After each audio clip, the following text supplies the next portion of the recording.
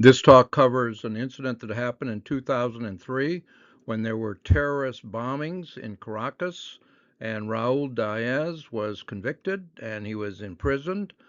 He later fled to the United States and was granted asylum. So I'll talk about the bombings and Diaz's participation and later escape to the U.S.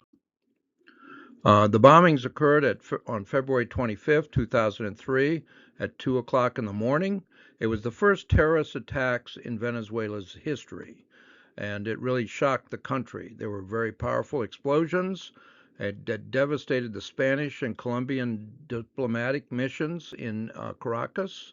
4 people were injured, and there were fears that Colombian-style terror had reached next door to Venezuela. Lots of terror activity in Colombia, but this was the first terrorist attacks in Venezuela. The building housing the Spanish Technical Cooperation Mission in Caracas suffered severe damage. Windows in nearby buildings were blown out. The interior of the Colombian consulate was 80% destroyed. These were terrorist bombings, happened in the middle of the night. President Hugo Chavez went on the air and charged that the bombings were meant to spread fear in Caracas and were meant to destabilize the government. The population were fearful. The bombings got a lot of press coverage. Raul Diaz was a university student, and 3 witnesses came forth and identified Diaz as a planner of the bombings, and explosive powder was found in his pickup truck. So it was about a year after the bombings that Diaz was arrested by the police intelligence service in Venezuela and moved into pretrial detention. And 4 years after he was arrested, he was convicted of damaging public property and conspiracy. He was sentenced to 9 years and 4 months imprisonment and was given credit for those 4 years that he spent in pretrial imprisonment. He waived his right to appeal.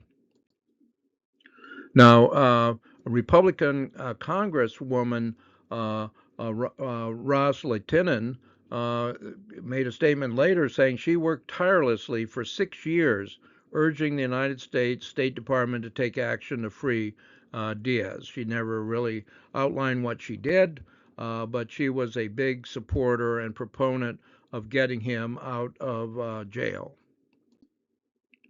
And what happened in May of 2010, Diaz was allowed to leave the prison for work during the day, and he had to come back to the prison at night.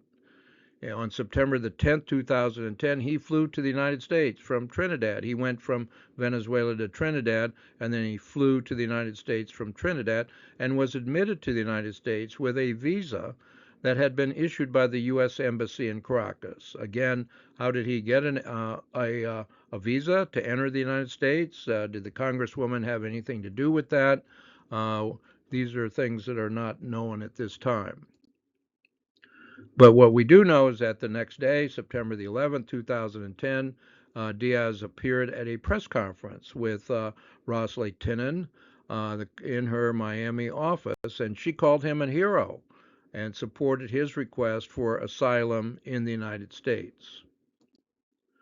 The United States refused Venezuela's request to extradite Diaz. He was a wanted.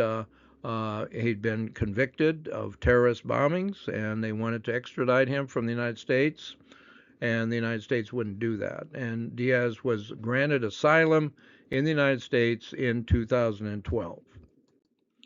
The Venezuela Reader has a blog, and there is a document on the blog that outlines all of the sources and materials that were used to put this talk together, and so it can be examined for that reason.